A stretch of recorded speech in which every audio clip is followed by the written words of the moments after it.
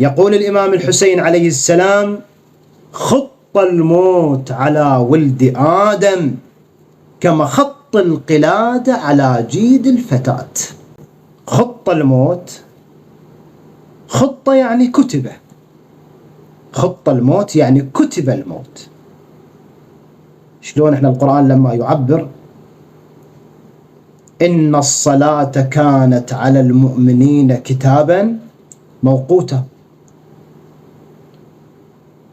وكذلك كتب عليكم الصيام كما كتب على الذين من قبلكم إلى آخره في آية أخرى. يعني مكتوب، يعني مفروض على الإنسان أن يتذوق الموت. كتب خط الموت على ولد آدم.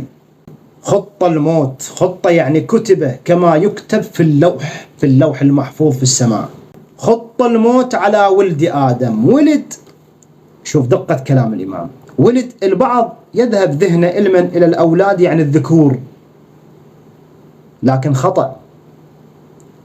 ولد جمع ولد، والولد يندرج تحته الابن والبنت.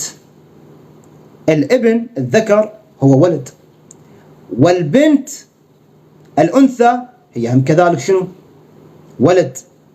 إذن ولد آدم تشمل الذكور والأناث. خط الموت على ولد آدم ذكورا وأناثا. خط الموت على ولد آدم كما خط القلادة. شوف التشبيه، كما خط يعني شوف الإلزامية لابد من عنده.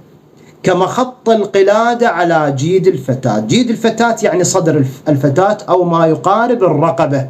جيد الفتاة كما خط القلادة. القلادة دائما متلازمة وقريبة إلى عنق الفتاة، ما تفارقها. فيريد يشبه الإمام سلام الله عليه، يريد يشبه الموت لابد من عنده.